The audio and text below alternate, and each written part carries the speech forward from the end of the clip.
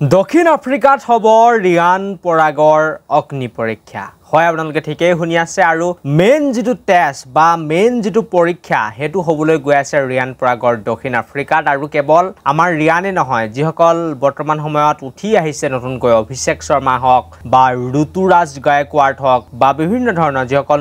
নতুন খেলুৱৈ আছে তেওঁলোকৰ মেইন টেষ্ট হ'বলৈ গৈ আছে বা মেইন অগ্নি পৰীক্ষা হ'বলৈ গৈ আছে বুলি ক'ব লাগিব দক্ষিণ আফ্ৰিকাত আৰু আমি জানো যে দক্ষিণ আফ্ৰিকাত বহুত বেছি কঠিন হয় ক্ৰিকেট খেলাটো গতিকে সবিশেষ এই ভিডিঅ'টোত আপোনালোকক জনাবলৈ আহিছো কেতিয়া দক্ষিণ আফ্ৰিকাৰ লগত খেল আছে আৰু কিয় ৰিয়ান পৰাগৰ আসল পৰীক্ষা হ'ব কেনেকৈ অগ্নি পৰীক্ষা হ'ব এই বিষয়ে আপোনালোকে যদি সবিশেষ জানিব বিচাৰিছে তেনেহলে ভিডিঅ'টো একেবাৰে প্ৰথমৰ পৰা শেষলৈকে চাই থাকিব পাৰে কিন্তু তাৰ আগতে ভিডিঅ'টো এটা লাইক লগতে চেনেলটো এনেকুৱা ধৰণৰ সুন্দৰ খবৰৰ বাবে এতিয়া সাবস্ক্ৰাইব কৰি ল'বলৈ নাপাহৰিব আৰু আপোনালোকে জানে যে আমাৰ ভাৰতত যিসকল খেলুৱৈ খেলি থাকে তেওঁলোকেতো নিজৰ হোম গ্ৰাউণ্ডত ভালেই খেলিব ৰিয়ান হওক অভিষেক হওক বা বিভিন্ন ধৰণৰ যিকোনো প্লেয়াৰ হওক তেওঁলোকে ভালেই খেলিব কিন্তু বিদেশত ইমান বেছি ভাল খেলিব নোৱাৰে এতিয়া শ্ৰীলংকাতে আমি দেখিলো যে আনকি বিৰাট কোহলিৰে ৰান নাহিল ওৱান ডে মেচ বিলাকত গতিকে বহুত বেছি দুৰ্বলতা আমাৰ ভাৰতৰ খেলুৱৈসকলৰ আছে আৰু মেইন যেটো টেষ্ট হয় বা কোন কিমান পানীৰ মাছ কোন প্লেয়াৰ কিমান লেভেলৰ হয় মানে সেই বস্তুটো আসলতে দক্ষিণ আফ্ৰিকাতহে গম পোৱা যায় দক্ষিণ আফ্ৰিকাৰ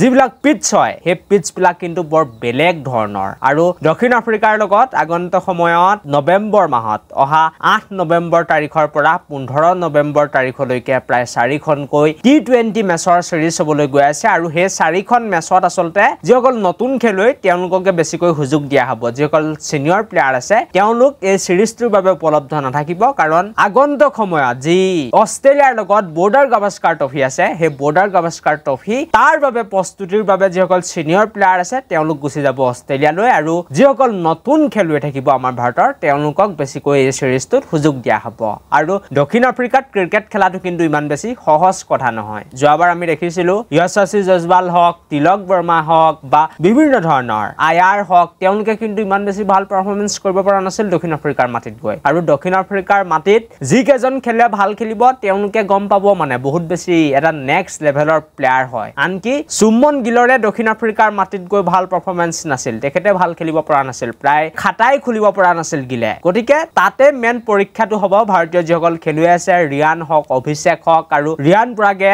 দক্ষিণ আফ্ৰিকাৰ মাটিত গৈ কেনেকুৱা বলিং কৰে হেতু দেখাটো লক্ষণীয় হ'ব আৰু যদি কেনেবাকৈ দক্ষিণ আফ্ৰিকাৰ মাটিত এজন খেলুৱৈ ভালকৈ খেলিব পাৰে পিচ বিলাক যদি ভালকৈ চাই মেলি ৰান মাৰিব পাৰে তেনেহলে আপোনালোকে ধৰি ল'ব পাৰে যে সেই খেলুৱৈ গৰাকীৰ ওচৰত বহুত বেছি প্ৰতিভা আছে সেই খেলুৱৈ গৰাকী নেক্সট লেভেলৰ প্লেয়াৰ হয় গতিকে আহিবলগীয়া টাইমত এতিয়াতো দিন আছে বাৰু আগষ্ট মাহ এতিয়া হৈছে গতিকে টাইম আছে কিন্তু দক্ষিণ আফ্ৰিকাতে ৰিয়ান পৰাগ হওক অভিষেক শৰ্মা হওক বা গায়কৱাড হওক ইয়াৰ লগতে যিসকল ৰবি বিষ্ণুৱে হওক তেওঁলোকৰ মেইন পৰীক্ষা হ'বলৈ গৈ আছে আৰু নতুন যেটো টি20 সিৰিজ আহিবলগীয়া টাইমত হ'ব বাংলাদেশৰ লগতো সেই সিৰিজটো হয়তো উঠি অহা খেলুৱৈকে বেছিকৈ সুযোগ দিয়া হ'ব ৰিয়ানটো থাকিবই টিমত নো ডাউট আৰু দক্ষিণ আফ্ৰিকা সিৰিজত বিশেষকৈ ৰিয়ান হওক বা তিলক বৰ্মা হওক তেওঁলোকৰ ওপৰত বেছিকৈ ইনভেষ্ট কৰা দেখা যাব তেওঁলোককে বেছিকৈ সুযোগ দিয়া দেখা যাব আৰু তাত কেনেকুৱা পাৰফৰমেন্স কৰে হেতু দেখাটো লক্ষণীয় হ'ব আৰু তাত যদি কেনেবাকৈ ৰিয়ান পৰাগে পাছ কৰিব পাৰে বা তাত যদি ৰিয়ানে কেনেবাকৈ ভাল পাৰফৰমেন্স কৰি দিয়া তেনেহলে